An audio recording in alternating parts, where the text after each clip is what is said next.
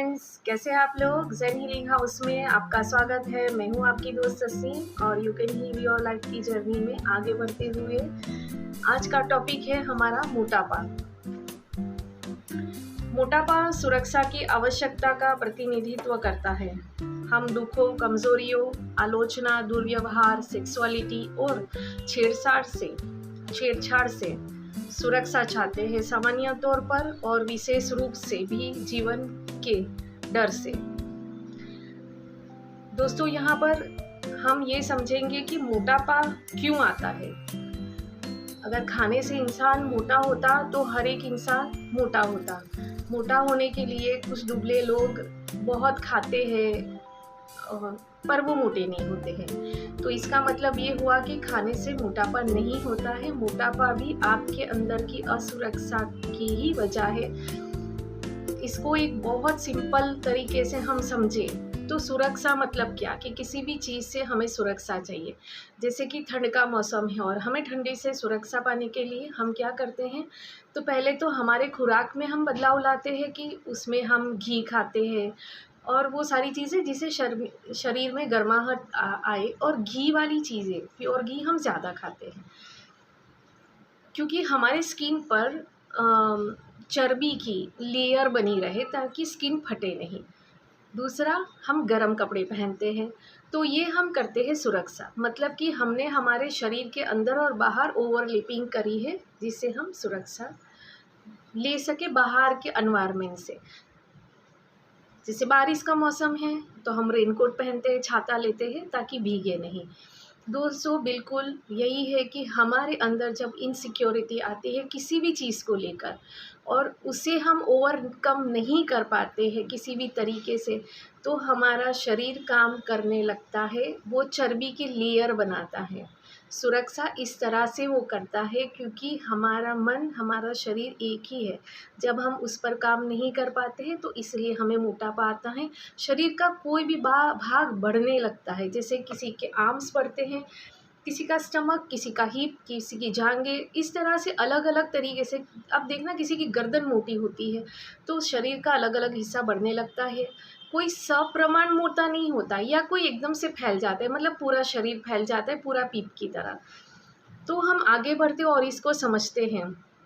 मैं मोटी नहीं हूँ, फिर भी मैंने इन वर्षों में सीखा है कि जब मैं असुरक्षित महसूस कर रही होती हूँ और सहज नहीं होती तो मेरा वज़न कुछ बढ़ जाता है।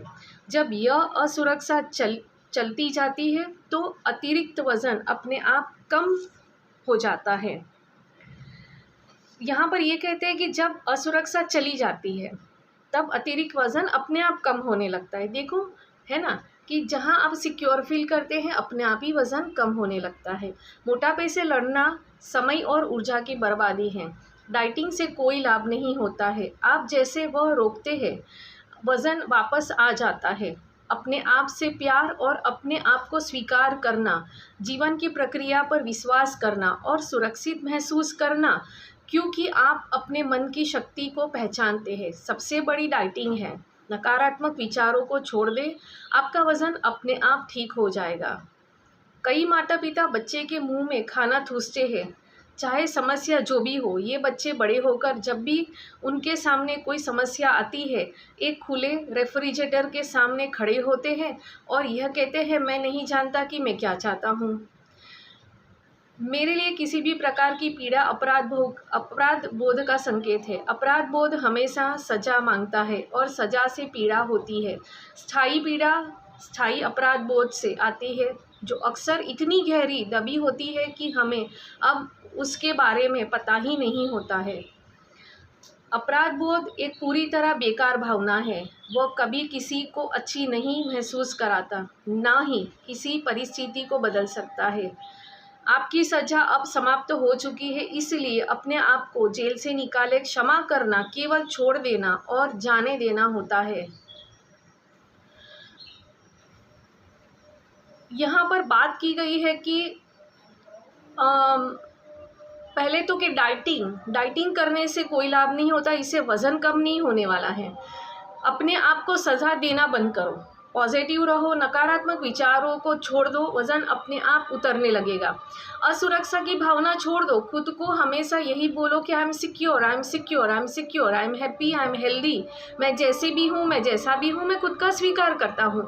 मेरे चारों तरफ मुझे प्यार करने वाले लोग हैं, मैं खुद से प्यार करता हूँ, मैं इतना कैपेबल हूँ, मैं इतनी कैपेबल हूँ कि मैं खुद की सुरक्षा कर सकती हूँ। वज़न अपने आप उतरने लगेगा। यहाँ पर एक और बहुत इंपॉर्टेंट चीज़ कही गई है कि कुछ माता पिता ऐसे होते हैं कि जो अपने बच्चे के मुंह में ना खाना ठूसते हैं। उनको ऐसा लगता है कि मेरा बच्चा भूखा ना मर जाए, तो मैं उसको और खिलाऊं, कहीं वो दुबला ना रह जाए, वो मोटा हो, हेल्दी हो, लोग कहे कि अरे तुम्हारा बच्चा कितना हेल्दी है।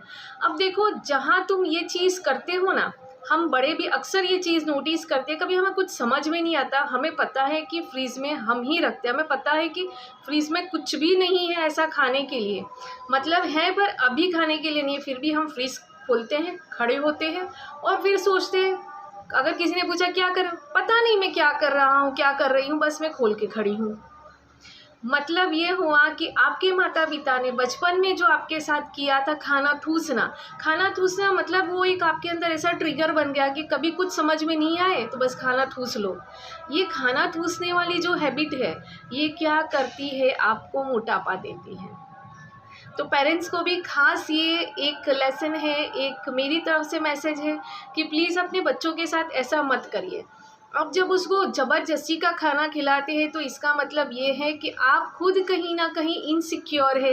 ये इनसिक्योरिटी आपके बच्चे के अंदर खाने के तौर पर जाती है, और जब भविष्य में आपका बच्चा इनसिक्योर फील करेगा, वो वही चीज़ करेगा और बदले में क्या होगा, मोटापा आएगा और वो ट्रिगर होगा और वो परेशान होगा।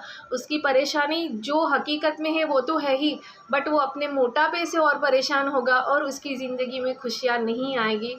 तो कृपया इस बात पर ज़रूर गौर करिएगा।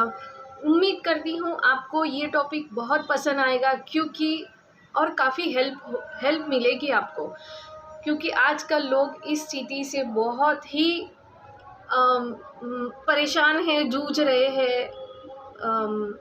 पता नहीं क्या क्या करते हैं अपने आप को दुबला करने के लिए, इतने पैसे खर्च करते हैं। मैं तो कहती हूँ कोई पैसे खर्च करने की ज़रूरत नहीं है, बस पॉजिटिव रहो, खुश रहो, खुद का स्वीकार करो। आप जैसे भी हो, कुदरत ने आपको यूनिक बनाया है, क्योंकि कुदरत हर एक इंसान, हर एक पत्ता, एक झाड़ के हर पत्ते को भी यूनिक बनाया है। क्योंकि आप कोई भी झाड़ ले लो, कोई भी पेड़ ले लो, उसके पत्ते को आप बारीकी से देखो तो एक पत्ता दूसरे जैसा नहीं है। जब उनको यूनिक बनाया है तो हमें भी बनाया है। हमारे जैसा अनमोल हीरा इस धरती पर ना कोई आया, ना कोई आएगा। तो हम यूनिक है, खुद का स्वीकार करें और खुद से प्यार करें।